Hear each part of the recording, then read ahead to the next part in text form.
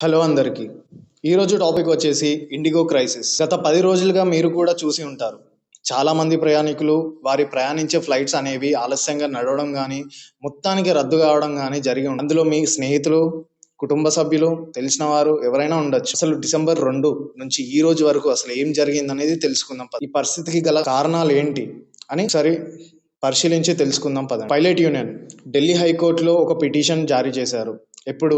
జనవరి 2024. పని ఒత్తిడి గురించి ఈ పిటిషన్. అంటే దీనికి అనుగుణంగా ఢిల్లీ హైకోర్టు కూడా వారి ఆర్డర్స్ అనేటి ఇచ్చింది. ఎవరికి? డీజీసీఏ ఏంటి అంటే ఈ ఎయిర్లైన్స్ ఏదైతే ఎయిర్లైన్స్ కంపెనీస్ అన్నిటికీ రెగ్యులేటరీ బాడీ అన్నమాట. రూల్స్ కానీ రెగ్యులేషన్స్ కానీ ఏమైనా ఉంటే వీటి నుంచే ఫాలో అవుతారు వారంతా. అలా ఒక 2 phases ఒక ఇనిషియేటివ్ తీసుకున్నారు వీళ్ళు. ఫస్ట్ ఫేజ్ వచ్చేసి జూలై 2024. ఆ ఇనిషియేటివ్ ఏంటి అంటే ఎఫ్డిటిఎల్ అంటే ఏం లేదు, ఫ్లైట్ డ్యూటీ టైం లిమిటేషన్. ఒక ఫ్లైట్ డ్యూటీ అంటే పైలట్కి సంబంధించి ఒక ఫ్లైట్ డ్యూటీ కానీ, అంటే ఫ్లైట్ స్టార్ట్ అయ్యేప్పటి నుంచి మళ్ళీ ల్యాండ్ అయ్యే అంతవరకు, ఫ్లైట్ గాల్లో ఉండి నుంచి మళ్ళీ ల్యాండ్ అయ్యేంత వరకు దాన్ని మొత్తం ఫ్లైట్ డ్యూటీ అంటారు. అలా వీటి రూల్స్ని సవరించడానికి ప్రయత్నించారు. అలా జూలై 1, 2025 నాటికి phase 1తో స్టార్ట్ చేశారు. పైలట్స్కి కనీస 48 గంటల విశ్రాంతి ఉండాలి, వారానికి 48 గంటల విశ్రాంతి ఉండాలని నిర్ణయించారు. ఇంతకుముందు 36 గంటలు మాత్రమే ఉండేది, ఇప్పుడు 48 గంటలు చేసినారు. అట్లా మళ్ళీ ఇంకొక ఫేజ్లో నవంబర్ 1, 2025 నాటికి కంటిన్యూస్గా ఎవరు నైట్ షిఫ్ట్ చేయకూడదు. అంటే అది క్రూ మెంబరే అవ్వని లేదా పైలటే అవ్వని.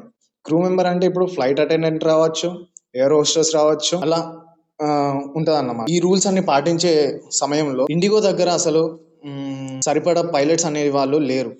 సరిపడా పైలట్ లేరు అంటే వాళ్ళ దగ్గర స్టాఫ్ తక్కువ ఉన్నారు. దీనివల్ల ఏమైందంటే మన కొన్ని ఫ్లైట్స్ అనేటి ఆలస్యంగా నడవడం కానీ, కొన్ని మొత్తానికి క్యాన్సిల్ అవ్వడం కానీ స్టార్ట్ అయిందన్నమాట. ఆ మూమెంట్లో నవంబర్ నుంచే ఇదంతా స్టార్ట్ అయింది. ఇలా ఒక సర్టెన్ పాయింట్ ఆఫ్ టైంలో ఈ డిసెంబర్ వరకు ఎందుకు వచ్చిందంటే అప్పటికి కూడా వాళ్ళు రిక్రూట్మెంట్ అనేది చేసుకోలేదు. నెంబర్ ఆఫ్ పైలట్స్ అనేది రిక్రూట్మెంట్ అనేది చేసుకోలేదు. ఇట్లా వాళ్ళకి ఇంకా షార్టేజే ఉండే.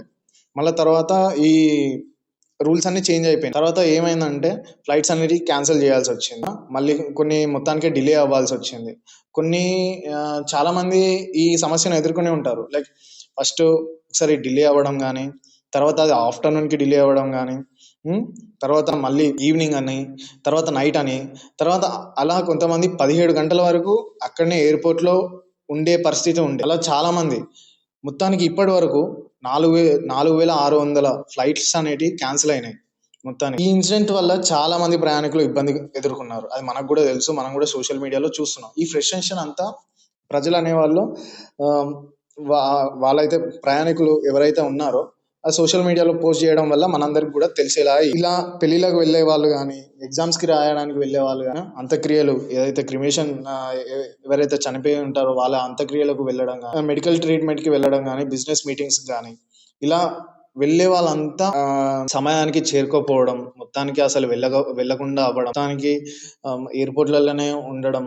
అక్కడ తెలిసిన విషయమే, దగ్గర ప్రాంతాల్లో ఫుడ్ ఎంత ధరలు పెట్టి అమ్ముతారో మనకు కూడా తెలిసిందే. అట్లా చాలా మంది చాలా ఇబ్బందులు ఎదుర్కొన్నారు. మన ఉన్న లగేజ్ ఏదైతే ఉందో మళ్ళీ అది మన చేతికి వస్తుందా లేదో తెలియదు. అలా అంటే లగేజ్ అంతా చేతిలోనే పట్టుకొని కూడా ఉన్నవారు కూడా ఉన్నారు. అక్కడనే ఎయిర్పోర్ట్లలో పడుకున్న వారు కూడా. అంటే ఇప్పుడు ఏంటంటే అసలు ముందే చెప్పుంటే వాళ్ళకి అయిపోయేది, ఇట్లా మీకు మొత్తానికి క్యాన్సిల్ అయిపోయింది అని వాళ్ళు ఇంటి దగ్గర ఉన్నప్పుడే తెలుసుకొని ఉంటే బాగుండేది. కానీ అట్లా జరగలేదు. వాళ్ళు ఎయిర్పోర్ట్కి వచ్చిన తర్వాత ఓకే ఫైన్ డిలే అయిందని తెలిసింది. ఓకే సరే డిలే అయిందిగా వెయిట్ చేద్దామని వాళ్ళు కూడా వెయిట్ చేస్తూ అది మొత్తానికే నైట్ అయిపోయింది. చాలా ఒక 15 to 17 hours ఆఫ్ టైం అయిపోయింది. ఇలా అవ్వడంతో ఏంటంటే మొత్తానికి ఫ్లైట్స్ అనేటివి క్యాన్సిల్ అవ్వడంతో వాళ్ళకి ఏం చేసే పరిస్థితి లేదు. మొత్తం ఫ్లైట్ క్యాన్సిల్ అయిపోయింది. మళ్ళీ పోవాలంటే పోలేము. వేరే ఫ్లైట్స్ ఏమైనా బుక్ చేసుకోవాలనుకుంటే వాళ్ళు ఈ సిచ్యువేషన్ని గ్రాబ్ చేసుకున్నారు. అంటే ఈ సిచ్యువేషన్ వాళ్ళు ఒక ప్రాఫిట్ లెక్క చూసుకున్నారు. ఆ ప్రాఫిట్ ఏంటంటే వాళ్ళ టికెట్ ప్రైజెస్ అనేటి అరౌండ్ ఇప్పుడు 4,000 నుంచి 5,000 ఉన్న టికెట్ ప్రైస్ ని వాళ్ళు 30 నుంచి 39,000కి చేసినారు అన్నమాట. ఇట్లా చాలా మంది ప్రయాణికులు ఇబ్బంది ఎదుర్కొన్నారు. ఇట్లా ఇండిగో వాళ్ళ దగ్గర పైలట్ షార్టేజ్ ఉన్నది, వాళ్ళకు కూడా తెలుసు పైలట్ షార్టేజ్ ఉన్నది. దీని వల్లనే ఇష్యూ అంతా జరిగింది. ఇండిగో వాళ్ళు అసలు వింటర్ షెడ్యూల్ ఏదైతే ఉన్నదో వాళ్ళకి వింటర్ షెడ్యూల్‌లో 6% అంటే అరౌండ్ నెలకి 15,000 వీక్లీ డొమెస్టిక్ ఫ్లైట్స్ అనేటివి నడపడానికి పెంచుకున్నారంట. వాళ్ళు పర్మిషన్ తీసుకున్నారు. కానీ వారి దగ్గర అంత సరిపడా స్టాఫ్ లేరు వాళ్ళ దగ్గర. ఎందుకు అందరూ చాలా మంది ఇండిగో ప్రిఫర్ చేస్తారంటే ఇండిగో రేట్లు తక్కువ. అందుకే చాలా మంది ఇండిగో ఫ్లైట్స్ అనేటివి బుక్ చేసుకోవడానికి ఓకే, వాళ్ళ సర్వీసెస్ అంతంత మాత్రాన ఉన్నా కూడా వాళ్ళ ప్రైజెస్ తక్కువ, మనం సరైన టైంకి మనం చేరుకుంటే చాలన్నట్టే ప్రజలు ఆలోచించుకున్నారు. ప్రయాణికులు ఎవరైనా కూడా అదే కానీ ఇండిగో దగ్గర 65% ఆఫ్ ఇండియన్ స్కై ఆక్యుపై చేసుకొని ఉన్నారన్నమాట. 65% ఆక్యుపై చేసుకున్నా అంటే వేరే ఎయిర్లైన్స్ లైక్ విస్తారా కానీ ఎయిర్ ఇండియా కానీ వీటి దగ్గర as compare to air India దగ్గర అరౌండ్ లైక్ 14% ఉంది. కానీ ఎయిర్ ఇండియా ప్రైజెస్ కూడా ఎక్కువనే కదా యాజ్ కంపేర్ టు ఇండిగో. అట్లా ఏంటంటే ఇదంతా ఒక మోనోపోలీ లాగా అయిపోయింది అన్నమాట మార్కెట్ లో. ఒక ఏమంటారు, ఒక నిజంగా మంచి కాంపిటీషన్ అనేది లేదు, హెల్తీ కాంపిటీషన్ అనేది లేదన్నమాట మార్కెట్. దీనివల్ల ఇదంతా చూసి మన Indian government, the civil aviation minister ఎవరైతే ఉన్నారో రామ్మోహన్ అయితే వారు వచ్చి సింపుల్ గా ఒకటే మాట అన్నారు, ఇదంతా ఇండిగో ఎయిర్వేస్ మిస్ మేనేజ్మెంట్ వల్లనే జరిగింది అని అన్నారు. ఓకే ఫైన్, వాళ్ళ మిస్ మేనేజ్మెంట్ ఉన్నది. దీనికి తగ్గట్టు సిఇఓ ఎవరైతే ఉన్నారో IndiGo CEO Peter Elbers, IndiGo CEO అన్నమాట, ఈయనని సమన్ చేసుకున్నారు అన్నమాట. అంటే పిలుచుకున్నారు, వాళ్ళ ఆఫీస్కి పిలుచుకున్నారు. సివిల్ ఏవియేషన్ మినిస్టర్ ఎవరైతే ఉన్నారో ఆయన ఆఫీస్కి ఈ సిఇఓని పిలుచుకొని ఓకే ఫైన్, ఇట్లా మీ సిచ్యువేషన్ ఉన్నది, ఇదంతా సెట్ కావాలంటే మీ దగ్గర ఉన్న ఏదైతే ఫ్లయింగ్ పర్మిషన్స్ ఏవైతే ఉన్నాయో వాటిని 10%కి తగ్గిస్తున్నాం. అంటే మీరు ఇప్పుడు ఒక 1000 ఫ్లైట్స్ రోజుకి ఒక 1000 ఫ్లైట్స్ నడిపే వాళ్ళు అయి ఉంటే ఇప్పుడు మేము మీకు 900 చేస్తాము అన్నట్టు చేశారన్నమాట.